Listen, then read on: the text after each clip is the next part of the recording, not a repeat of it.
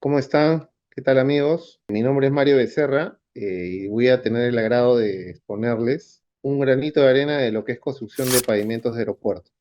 ¿Ok? En general, mi experiencia profesional se ha basado en lo que son vías, ¿no? Sin embargo, también he podido desarrollar y proyectar algunos pavimentos de aeropuertos desde la factibilidad, por ejemplo, en el norte del país, cómo lograr construir algunos proyectos en el Jorge Chávez, por ejemplo, desde el año 2007, 2006, ¿no? Hasta adelante con varias ampliaciones que se han ido dando poco a poco en algunas plataformas. El motivo de esta presentación es muy importante porque en este momento se han desarrollado ya dos pavimentos con pistas de aterrizaje de concreto, de pavimento rígido, ¿no? Incluso el Jorge Chávez, que se construyó en la década del 60, en 1960, también es de pavimento rígido, solamente que la primera pista, después de un periodo de uso de más de 30 años, terminó siendo mantenida con un blacktopping, es decir, una capa de asfalto que mejore sus capacidades de rodaje, ¿no? Capacidades de rodadura.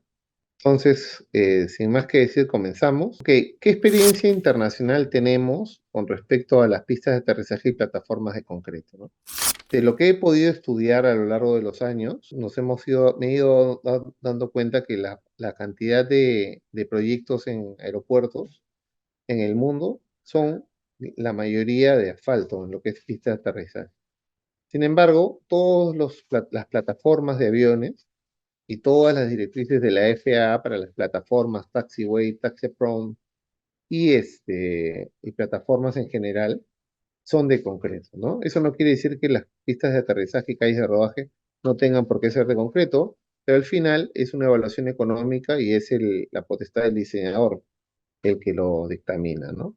Hay muchos proyectos en concreto, desde los años 60, como hemos mencionado, el aeropuerto de Orly en Francia, desde el 63, en Dallas del 72, en Roma en el 85, en Suiza en el 90, por ejemplo, son experiencias, ¿no? Tan solo el Jorge Chávez, ¿no? Que es el aeropuerto Lima-Callao, ¿no? Que fue inaugurado en el año 60, ¿no? El aeropuerto en el año 60 tuvo una pista de aterrizaje y plataforma de aviones de concreto, ¿no?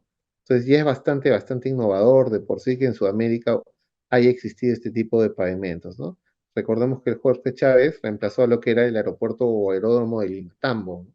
Que data de 30 años antes, de 1930 y tantos, ¿no?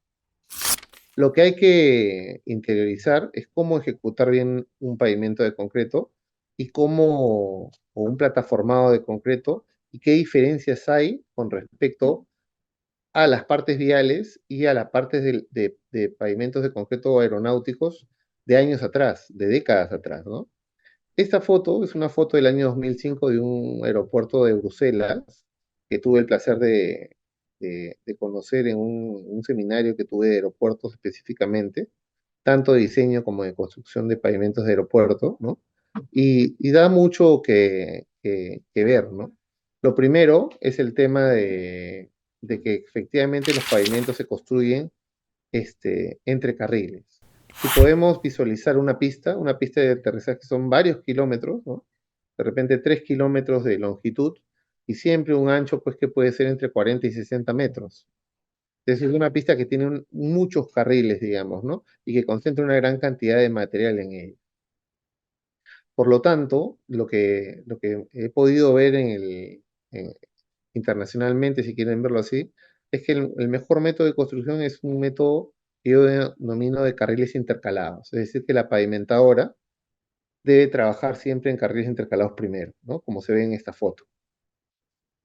Cosas interesantes también es que tanto en Europa como en Estados Unidos, y por supuesto en Centroamérica y Latinoamérica, todas las normativas indican claramente que se debe trabajar con pavimentadora de encofrado deslizante, ¿no? Pavimentadora de encofrado deslizante para ello, ¿no? Una pavimentadora de encofrado deslizante es un equipo que se debe conocer el trabajo, ¿no? Para poder hacerlo. Puntos interesantes también es el tipo de base, ¿no? Por lo general, los cuerpos del pavimento de concreto de aeropuertos tienen que estar entre 30 y 40 centímetros, ¿no? Podría ser de más de 40 centímetros en algunos casos de acartelamientos.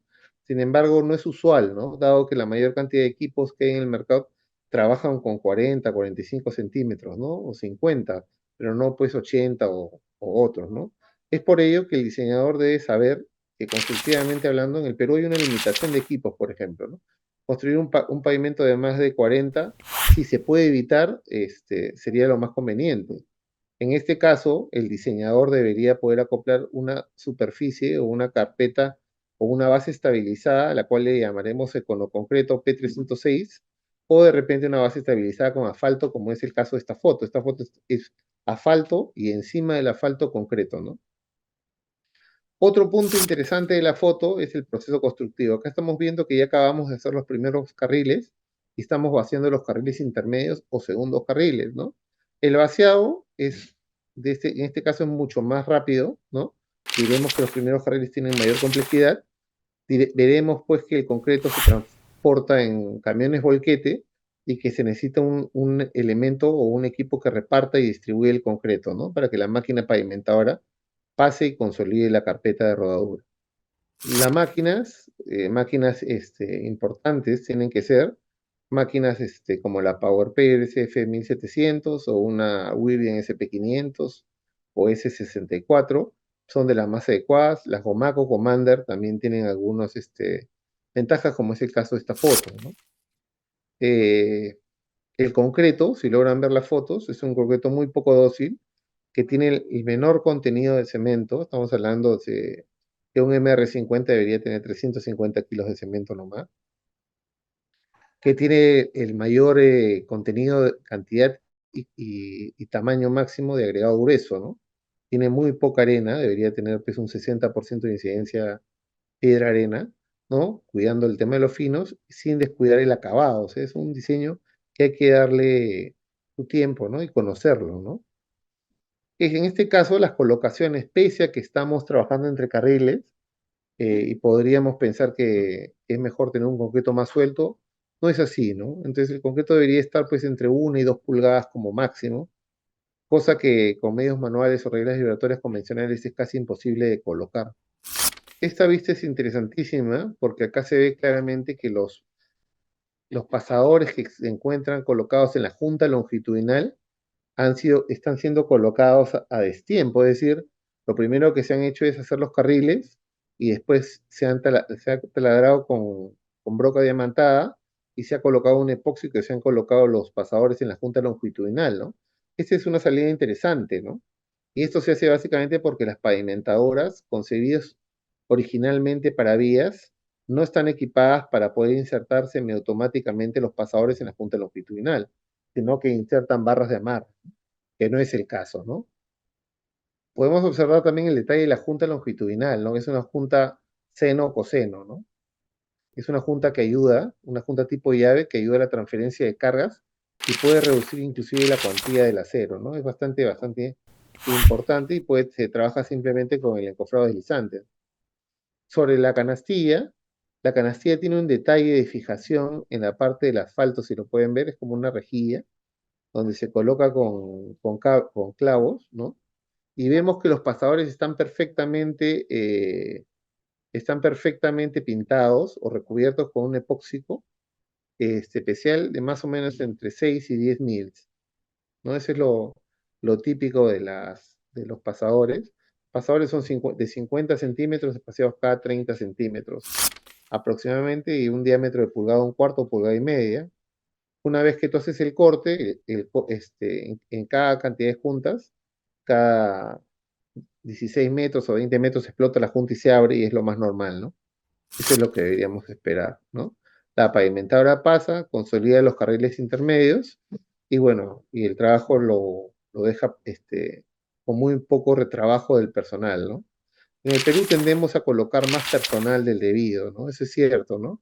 Y es porque tenemos una buena cantidad de mano de obra y la mano de obra, aunque es incidente en la carpeta rígida, estamos hablando de un 7%, 6% en costo, en términos de costo, En Europa sería imposible, pues, ¿no? Entonces, uno toma previsiones, toma ratios de confiabilidad o de confianza, uno se siente más tranquilo poniendo personal que pueda ayudar a la pavimentadora en cualquier defecto que tendría, pero como vemos, los europeos trabajan con muy poca gente, ¿no? Ok, eso es lo que es experiencia internacional, ¿no? Entonces, hasta acá creo que es una buena forma de ver cómo se podría construir los pavimentos. Y ahora veamos un poquito qué es lo que ha hecho el Perú en estos años de transformación, ¿no? Por ejemplo, el Jorge Chávez, ¿no? Inaugurado en el año 60 realmente. Es un pavimento que tiene, como les dije, 3,5 kilómetros de pista de aterrizaje, un ancho de calzada de 45 metros, ¿no? Una base de 30 centímetros, su base de 30 centímetros y un concreto básicamente de 300 kilogramos sobre centímetros cuadrados, ¿no? Resistencia a la compresión de 300 kilogramos sobre centímetros cuadrados, ¿no? Lo hicieron básicamente empresas del momento, Granier Montero y Cumbra, Flores y Costas y Deniso Olazábal Urteaga. Ya no quedan muchas de estas empresas, la última fue Granier Montero que ha sido este, que ha terminado su trabajo pues en la década pasada, ¿no? Cosas interesantes, tenemos la cantidad de cemento, 300 kilos por metro cúbico, 310 kilos por metro cúbico, para un concreto 300. Es una planta que es una planta mezcladora, no es dosificadora. Cosa rara en el Perú porque hoy por hoy tenemos solamente dosificadoras. Y era una mezcladora de gran impacto, ¿no? Una mezcladora de 60 cubos hora es bastante respetable ahora. Imagínense para la década del 60, ¿no? El concreto fue colocado con un tren de pavimentación, ¿no? Tenemos las motoniveladoras típicas del trabajo, pero solamente que estos son de la época. Tenemos los rodillos lisos y patas de cabra también de la época. Recuerden que todos esos terrenos eran terrenos de cultivo, ¿no? Entonces, era un trabajo bastante imponente el que se tenía que hacer. Y la pavimentadora es la misma pavimentadora que se usaría después para la construcción de la vía expresa de Bedoya, ¿no? De Bedoya Reyes. Así es, ¿no? La pavimentación siempre en línea. Acá hay una foto bastante interesante de lo que es el tren del pavimento, ¿no? La pavimentadora trabajaba sobre rieles. Estos rieles son básicamente el encofrado metálico en el cual se soportan eh, los concretos. El concreto es de Copresa, ¿no? Solamente en esa época habían dos empresas concreteras, una era Copresa y la otra Ormec, ¿no? Copresa era, digamos, lo que es hoy en día Unión de Concreteras S.A., ¿no? La pavimentadora caminaba en línea, ¿no? Y iba nivelando, como pueden ver en esa foto, enrasando y también vibrando al mismo tiempo. Sí hay unos encofrados bastante firmes y fijos, bastante pesados también que podemos visualizar en este momento, ¿no? Un encofrado bastante interesante, ¿no? El concreto también no es muy húmedo, estamos hablando de 4 pulgadas, más o menos entre 3 y 4 pulgadas, ¿no? Es la máquina bastante interesante, hay una gran cantidad de vibradores. Y esta foto es súper buena porque lo que uno puede ver es que la pavimentadora del año 60 es un digno representante de las pavimentadoras actuales, ¿no? Si uno logra ver, salvando las distancias tecnológicas, por supuesto, y la parte digital, es exactamente el mismo set de trabajo, ¿no? Tenemos una máquina que recibe, un set de vibradores, una máquina restauradora y algo que lo extruye para poder consolidarlo, ¿no? La FAA indica claramente que se tiene que trabajar con este tipo de equipo que tenga alta frecuencia de vibrado, ¿no? Sin excedernos, por supuesto, para no tener otro tipo de patologías, pero que te permitan garantizar la durabilidad del cuerpo de mezcla final, ¿no? Sobre las plataformas, como lo ven acá, tenemos la plataforma en el año 2006-2008, se trabajaron las plataformas norte y sur del Jorge Chávez y otras ampliaciones más, ¿no? Esto fue bastante interesante porque en este ejemplo se redujo lo que es la configuración de las juntas que existían en el P501, que es la carpeta de rodadura de los aeronaves, ¿no? Se redujo básicamente de 7,5 a 6 metros, ¿no? ¿Y por qué? Porque las dimensiones de 7,5 metros hacían que las losas fallaran incluso y se ladearan, ¿no? En forma convexa y cóncava según día y noche, las fuerzas de día y noche, por variaciones de temperatura entre la superficie y la parte de abajo del cuerpo del concreto, ¿no? Trayendo como resultado fisuras en cruz en las losas, ¿no? Entonces, lo más lógico era reducir el tamaño de la losa, y en lugar de ser de 7,5 por 7,5 logramos reducirla a 6 por 6, ¿no? Eso fue una colaboración nuestra realmente. En el caso del econoconcreto, el econoconcreto es todo un tema, ¿no? Es un concreto que tiene limitantes de resistencia por la parte inferior y en la parte superior, y el delta entre el inferior y el superior hace que la desviación estándar sea muy difícil de manejar para el caso del diseño de mezcla del econoconcreto, ¿no? Por lo tanto, una salida interesante es, si es que no logras cumplir el límite superior de resistencia, cosa rara, todo el mundo le mete más cemento y lo que termina pasando es que la resistencia mínima se pasa sin problemas y la máxima se falla. Lo que se tiene que hacer es cortar, ¿no? Entonces tú cortas el econo concreto de tal forma de que las juntas queden replicadas a lo que sería la proyección del P501, ¿no? El P306 replica en cierta manera lo que es el P501.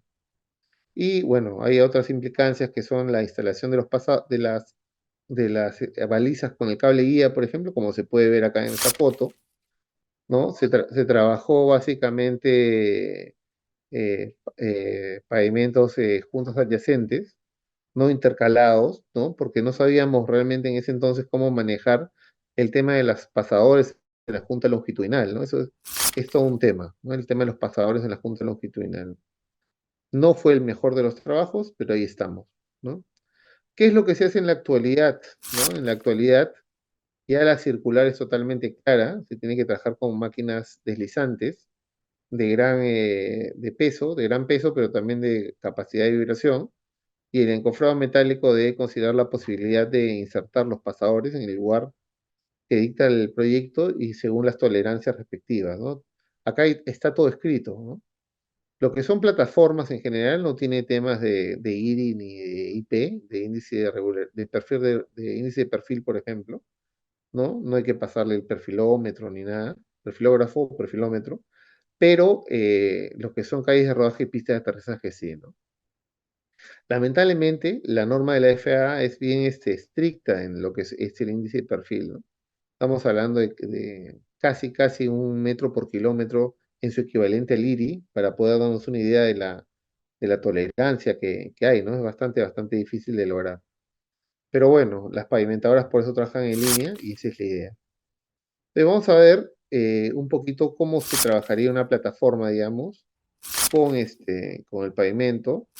Tenemos la experiencia del aeropuerto de Chiclayo. El aeropuerto de Chiclayo, lamentablemente no se hizo con pavimentadora en cofre deslizante, el trabajo fue manual, ¿no? Con regla vibratoria flotante, básicamente, ¿no? O regla vibratoria articulada, ¿sí? Sin embargo, es un buen hito porque es la primera pista de aterrizaje después de muchos años que se hace en pavimento rígido, ¿no? En el caso del aeropuerto Jorge Chávez, ¿no? El primer paquete que se lanza para la parte de aeropuertos, la parte aérea, es el paquete 3, ¿no? Que se hizo en el 2023, a inicios del año. Básicamente lo que son las plataformas de concreto, el AMA y AMA extendida, ¿no? La gente tiene que ser gente preparada, ¿no? Y acá hicimos por primera vez, que fue todo un tema, porque decirlo es más fácil que hacerlo realmente. Trabajamos pues con carriles intercalados, pero con encofrados también, ¿no? La máquina se tuvo que modificar, el tema de los encofrados se tuvieron que diseñar, ¿no? Para poder trabajar y poder cumplir el tema de trabajar con pavimentador deslizante, pero a la vez con encofrado fijo, ¿no? Resultado, yo creo que bastante óptimo. Se hicieron casi 20.000 metros cuadrados de pavimento entre las plataformas AMA y AMA extendida, que son las fotos que vemos acá. ¿Qué cosas debo decir? Bueno, que sin pavimentadora en cofre deslizante no se puede realizar el trabajo, ¿no? Obviamente se podría hacer con dos palos de madera, pero esa no es la cosa, ¿no? El tema es de cómo podrías tú garantizar que el cuerpo del pavimento va a resistir por 20 o 30 años el periodo de diseño, ¿no? Lo que queda claro es que tampoco se permite el uso de terminadoras tipo finishers para este vaciado porque no te garantizan esos espesores de 40 centímetros, por ejemplo, ¿no? Acá hay algunos ejemplos de pavimentados encofrados deslizantes que tienen que ser adaptadas para este trabajo. Se tiene que trabajar con plantas mezcladoras bastante potentes, ¿no? De 100, 120 metros cúbicos por hora, ¿no? Y en el caso del concreto, tenemos dos cosas, ¿no? Primero, saber si se va a transportar con camión míser o con camión volquete. Ahí cambian las cosas. Los rendimientos no deberían ser mayores a 200 metros cúbicos por frente, en turno extendido hasta quizás, ¿no? Y tener las consideraciones climáticas bien monitoreadas. La temperatura, acá he puesto 32, pero que es la temperatura que los concreteros tratan de colocar, pero la norma FAA te pide que sea 30, ¿no? 30 como máximo. El concreto es un concreto convencional, ¿no? En el cual la única diferencia es que no, la única diferencia con el concreto tradicional es que no se le debe dar un texturizado de ningún tipo, ¿no? Es un acabado simple nomás, una pasadita, ¿no? Y un frotacho a lo más, ¿no? Sin embargo, lo que sí hay que tener en cuenta es que sobre el econoconcreto se van a colocar los encofrados metálicos. Estos encofrados metálicos, son la joya que va junto con la pavimentadora y tienen que ser diseñados para tal caso, ¿no? El trabajo con pavimentadora en encofrado metálico da estos resultados, ¿no? Bastante buenos. Todo comienza por un tramo de prueba, ¿no? En el tramo de prueba que hicimos tuvimos un problema que trabajó sobre material granular y todos los problemas que pasaron después con el concreto se perdieron, ¿no? Hay que hacer una sectorización del trabajo, ¿no? Hay que ver el proceso de construcción en sí, ¿no? Colocar lo que es el encofrado de la mejor manera, ¿no?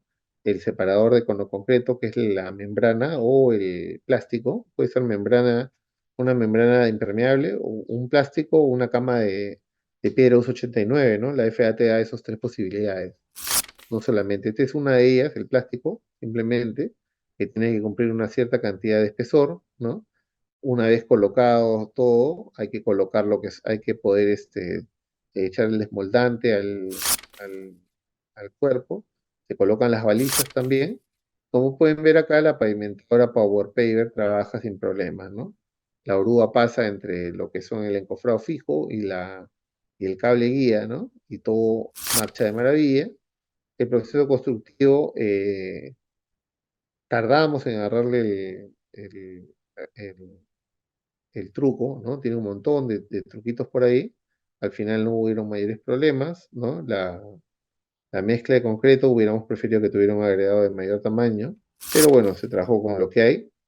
Posteriormente viene colocado entre carriles, ¿no? Y acá lo que usamos fue, bueno, como los carriles laterales, los primeros carriles ya tenían la resistencia deseada, simplemente lo que hicimos es completamente limpiarlo y protegiendo las juntas, pasar encima de ellos, tal como el caso de Bélgica, ¿no? Para poder dejar el pavimento en forma adecuada, ¿no? Y ven la máquina ya posicionada para trabajar, dos mixers trabajando pues en simultáneo, los rendimientos son 200 metros cúbicos sin problema, se fijan las canastillas, ¿no? Las canastillas son unas canastillas especiales, ya lo hemos dicho, tienen que ser colocadas sobre un pavimento prácticamente que es el icono concreto pobre, y también tienen que estar pintadas y soldadas en algún lado, ¿no?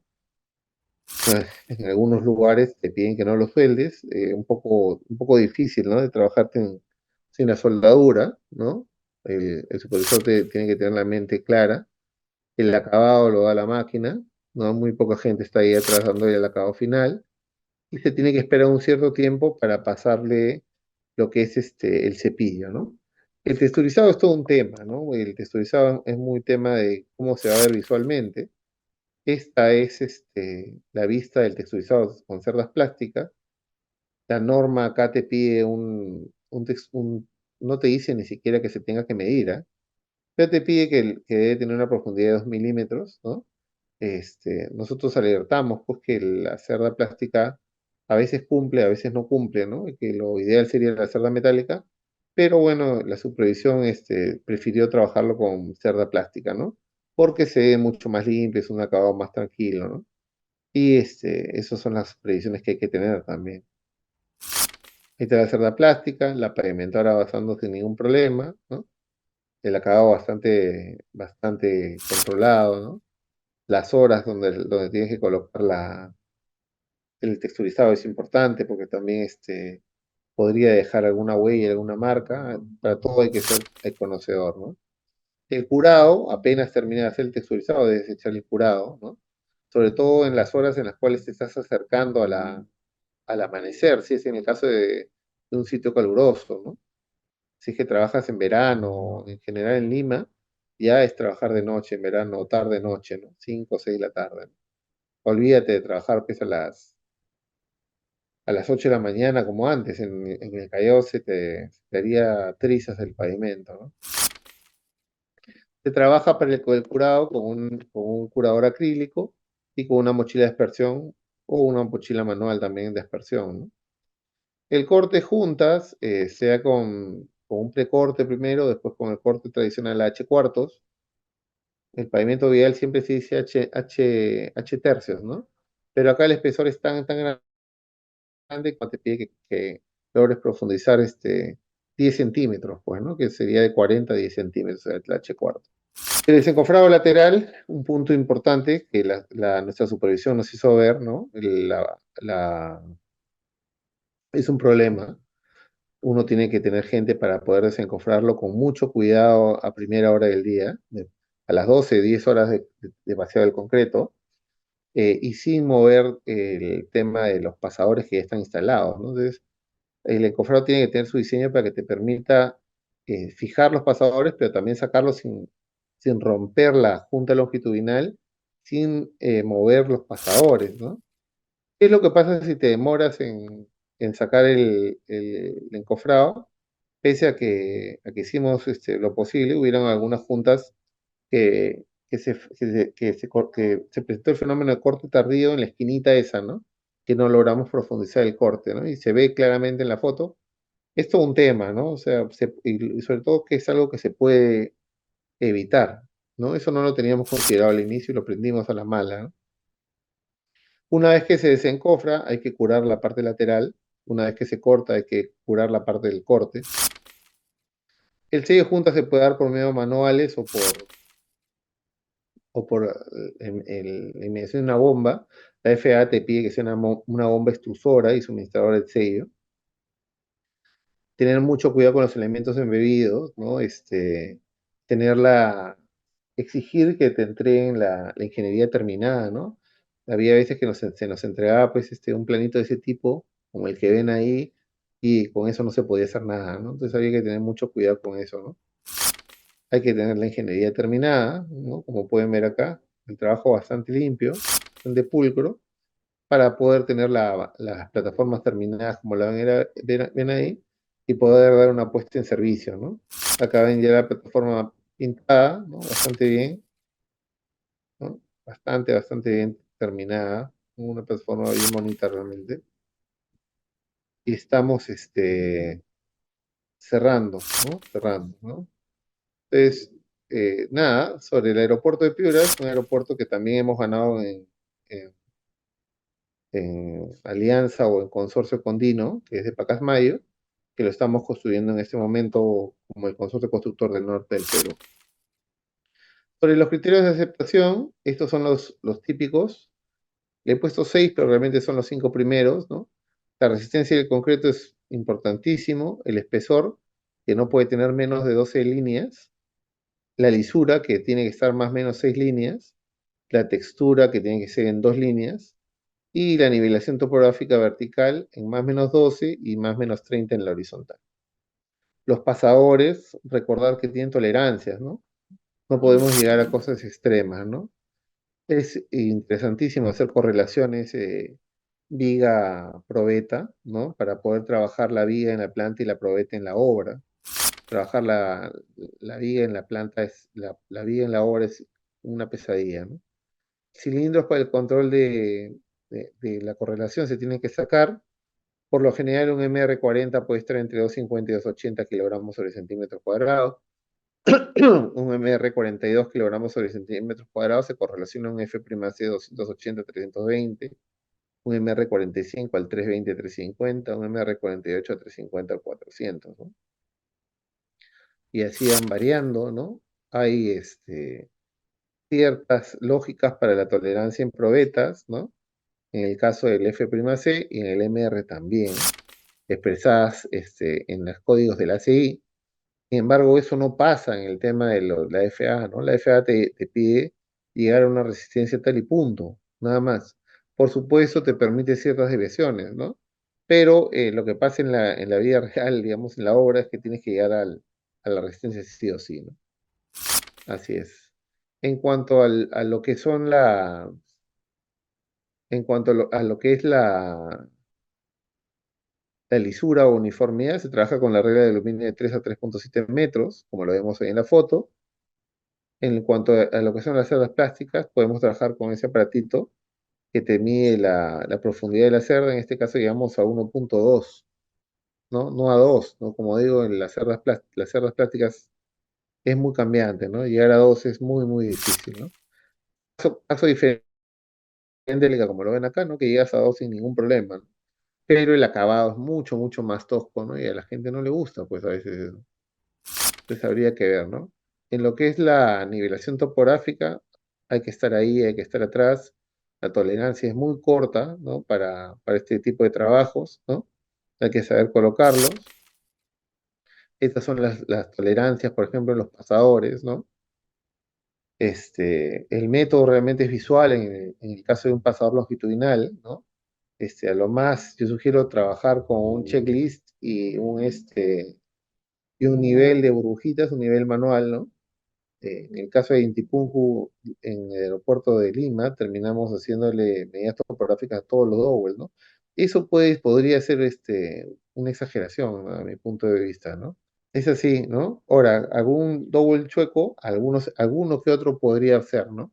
O la omisión de un dowel también puede pasar. Nosotros tuvimos el caso de 3 pasadores, que también son complicados de reparar, ¿no? Lo que hay que hacer es eliminar el pasador que está chueco, es que tiene una traslación horizontal o vertical, ¿no? Un giro, y lo que hay que hacer es cortarlo e instalar uno al costado. Y para instalarlo también es complicado, ¿no? Los procedimientos debes tenerlo, porque pensar de que no vas a tener problemas, este, así cuando te piden, pues en una obra tu procedimiento de construcción, también tienes que tener tu procedimiento de corrección, correctivo junto, ¿no? Porque si no, podrías perder pues 15, 20 días a la hora de corregir algo, porque no se revisa en su momento, yo creo que es el momento de corregirlo. Acá hay algunas fotos, por ejemplo, de procedimientos correctivos. Estamos perforando, estamos colocando el resina epóxico y se termina colocando el pasador en forma correcta, ¿no? Como te lo dice la FAA realmente, ¿no? No hay ningún problema. En otras partes del mundo esto lo hacen pues en todas las juntas longitudinales de construcción, ¿no? Y así ya no necesitarías el uso de un sistema mixto para construir, ¿no? Pero la realidad es que esto saldría muy costoso, ¿no? Porque es costoso el sistema diamantino y también una cosa es hacer uno, dos o tres y otra cosa es hacer pues 4.000 o 2.000 dowels, colocarlos, ¿no? A lo largo de todo esto. Pero el ranurado es una técnica que también se usa en ciertas veces, sobre todo en las partes de lluvia para evitar el hidroplaneo, ¿no? Se trabaja con máquinas grandes, no son máquinas chiquitas, que en el caso de aeropuertos trabajan sin ningún problema para dejar un ranurado, ¿no? Y dejar una superficie como la que estás viendo.